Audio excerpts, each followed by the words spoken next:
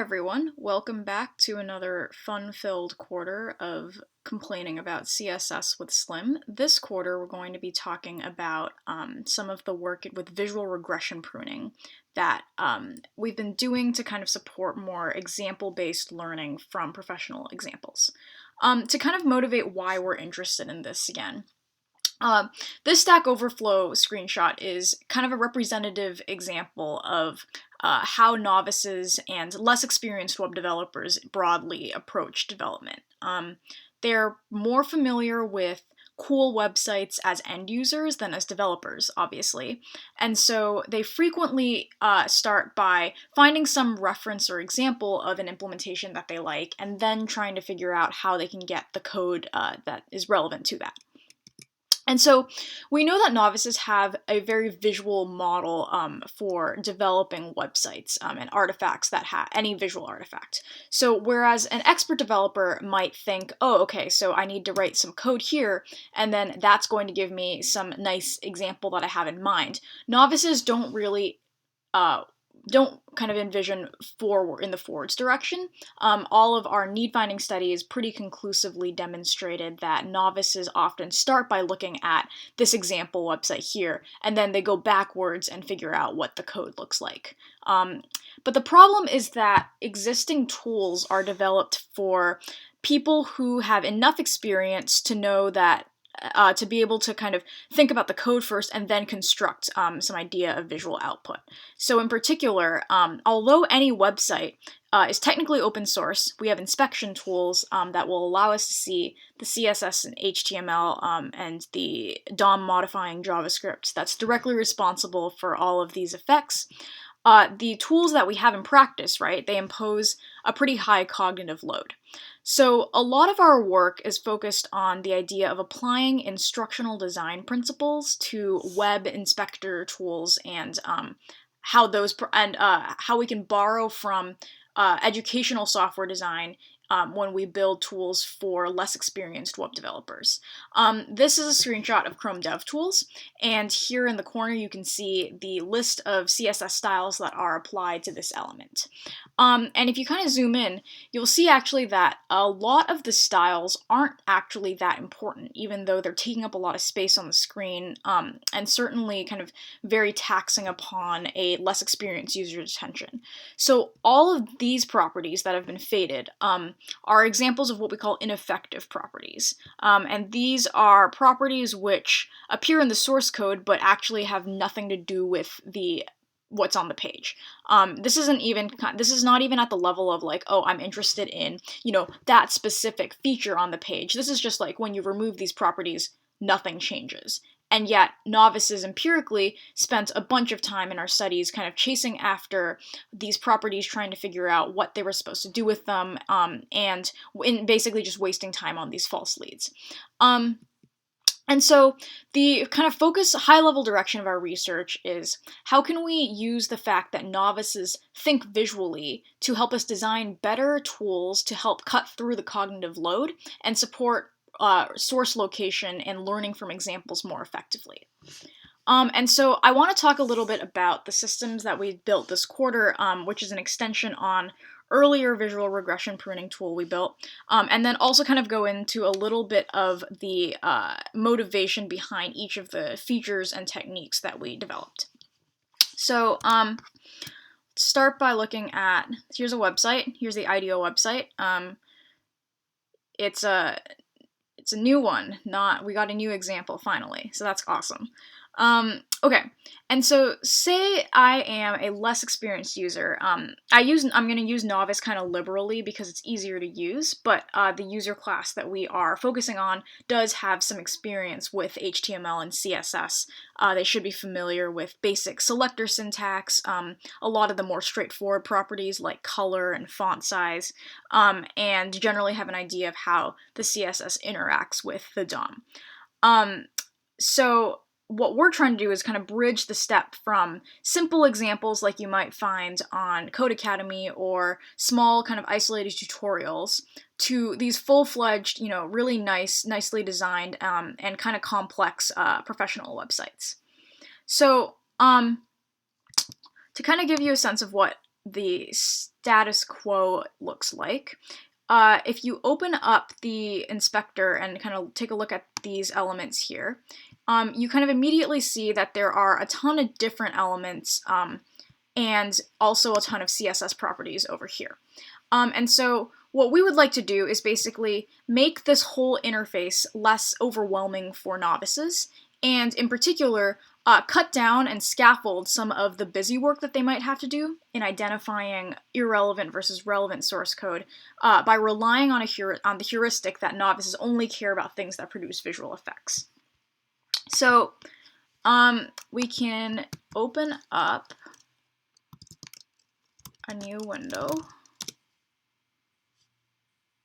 and this will bring us to our tool. So this is the interface for Ply. And this is kind of our front-end inspector that's designed to be simplified and provide hooks for visual regression pruning, which is the technique we built previously in order to kind of iteratively slice down source code according to what does and doesn't produce any effect on the page. We'll talk a little bit more about that.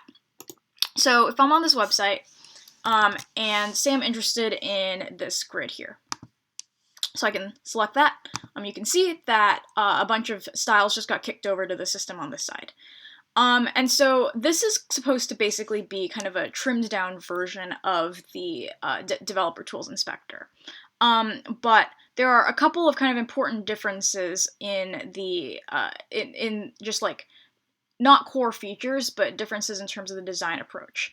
And so the first observation we had about why novices were very overwhelmed is because the developer tools kind of throws a bunch of information at you all at once, and it doesn't give you an opportunity to build up your own understanding. So in designing this, we always try to show sort of the minimum amount of information possible. So here you can see we have selected this element, and all that you can see in the DOM inspector here is this one element that we've selected.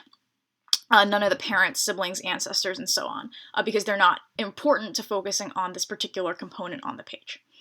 And you can also kind of expand it to look at the children, right? So our intention was to basically design a system that would allow you to go breadth first. And that was so that novices can have more control over the rate at which they're introducing new information. So you can see here that if you kind of look through, you can mouse over each of these nodes and see them highlighted on the page. And then just like in the regular developer tools, you can click on one of the nodes here and see kind of the styles appear over here.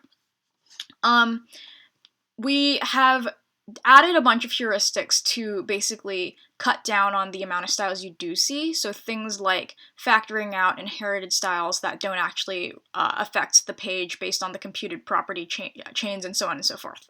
That's not super important. The main idea is that over here on this side, our goal is to basically create as minimal of an interface as possible that helps people clearly understand kind of what the code is and what's producing the effects that they're interested in. Okay, so visual regression pruning.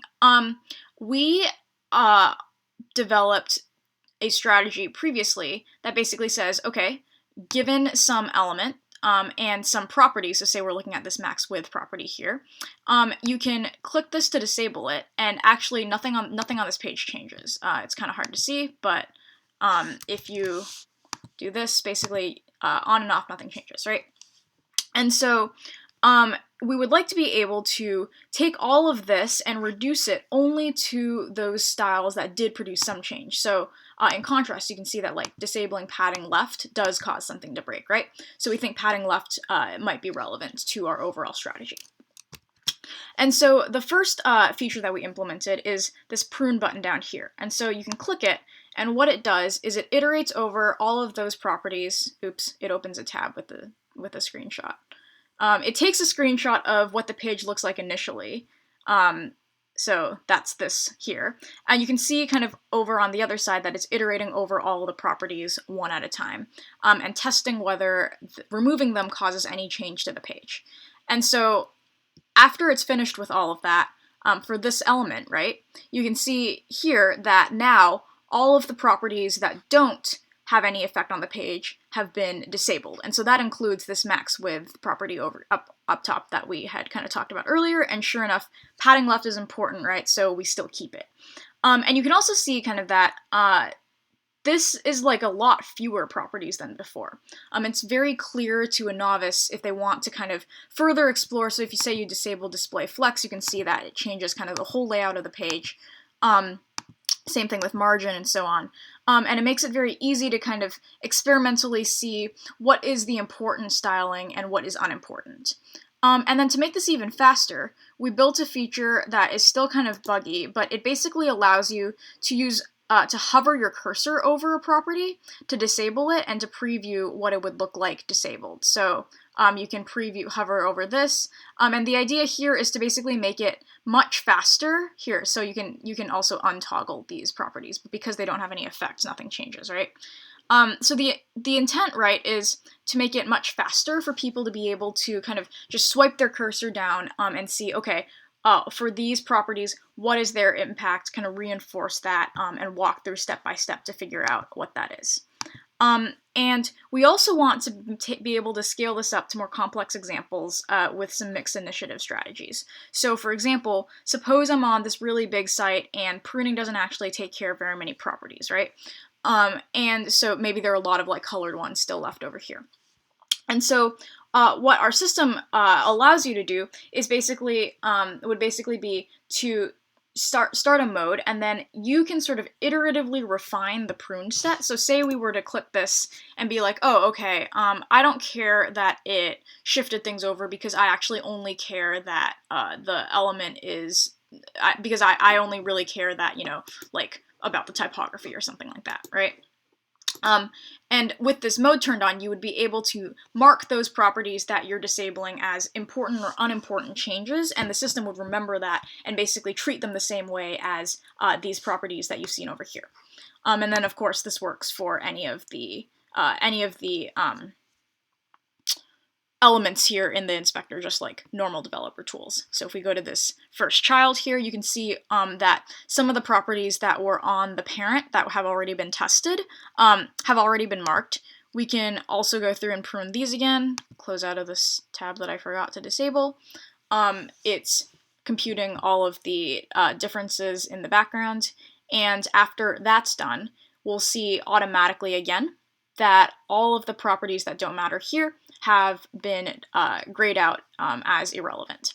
And so that is designed to basically save learners a lot of the time that is necessary to understand these things and to cut down on the cognitive load involved. And you can sort of go as far down as you need to kind of look at what all of these individual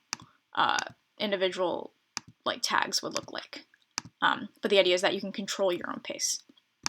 Okay, so I wanted to talk a little bit about kind of the literature that went into why we developed these ideas. And the first person I'm going to talk about is Chris Quintana and his paper on applying instructional design to educational software for scientific and disciplinary sense making. And so this kind of the main idea of Quintana's work is that you can incorporate strategies in scaffolding in software in order to help learners accomplish things that they weren't able to accomplish absent those scaffolds, and specifically in a way that helps them kind of acquire a more robust and representative knowledge of the domain that they're working in broadly. And so with science, right, that looks something like, oh, maybe we have a better understanding of a particular like physical phenomenon or something like that. But for web design, it works really well because we can talk about what are kind of the disciplinary idioms and practices that go into authentic web development at the perhaps not professional level, but at least experienced users, how do experienced users think about and approach problems, and so on and so forth. And so a lot of these kind of principles that Quintana introduces that we focused on these four kind of subset. Things like controlled reveal and basically allowing people to control the pace at which they are revealing more information. to make relationships and state explicit. We aren't doing this so much in this particular prototype, but we want to basically define a bunch of different filters on top, which is very straightforward given the existing system, to basically allow you to say, okay, maybe I want, maybe I want a tab to show properties related to color, properties related to position. That's just like a fixed size whitelist that you can use to filter things. Easily malleable representations is the intent behind a lot of our hover toggling features. We want to basically allow people to kind of preview what it would look like if they were to disable something, and to kind of quickly construct and verify mental models and hypotheses regarding the importance of different properties. And then the last part is adapting to common disciplinary idioms, right? And so in a lot of the existing tools and solutions that are focused on helping people learn web development either overfit to tutorials, or they aren't really suited for working with like full-featured complex websites. So for example, JSBin and JSFiddle are amazing websites that allow you to experimentally debug and work with snippets of web code. But if you were to try to kind of like pull a whole website into JSBin, obviously, that wouldn't work very well because that's not what it's made for. And so our goal is to basically create these lower barrier tools that allow novices to approach fairly complex artifacts like, these professional websites in a way that they don't feel kind of overwhelmed with, and that is sort of respects their cognitive load, and allows them to focus it more on learning than on trying to just make sense of like everything that is on this interface you've thrown at them. And in terms of the specific scaffolding strategies and focusing on learning, a lot of the direction for both the system and the study design came from an interesting paper I read, I think by Mark Gosnell, about the difference between black box and glass box scaffolding. And so the idea behind scaffolding writ large was basically, if students think that this problem you've given them is totally impossible for them to do with their current abilities, then complexity, right, is only going to hurt the situation. They're not going to be super eager to tackle it because they don't think that they can finish it at all. And when we surveyed intermediate and novice CSS and HTML developers, this was very similar to the sentiments they expressed. So oftentimes they don't want to use a professional example because they don't think that they'll be able to learn effectively from it, and so they'll just resort back to tutorials even though they acknowledge that tutorials might be more contrived, right? And so in terms of thinking about how to bridge this gap from tutorials to professional examples, there are the ideas in this paper were mapped pretty well to our particular approach. So they differentiate between two kinds of scaffolding. So the first is black box scaffolding, which is basically exactly what it sounds. You simplify the process of doing some task, but you don't attempt to increase the student's understanding or show them kind of why you're doing what you're doing. And so that's a lot of our thought process behind the automatic kind of click to prune all of the features that don't have any visual effect button. But of course, that's not particularly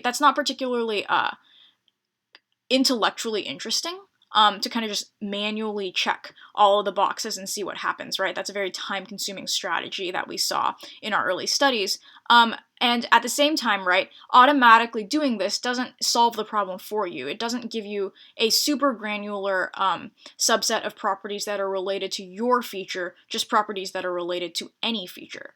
And so that's where the next part of our system comes in, where we want people to basically use the refinement tools to quickly check over all of the remaining properties and see which ones are actually relevant to their interests, right?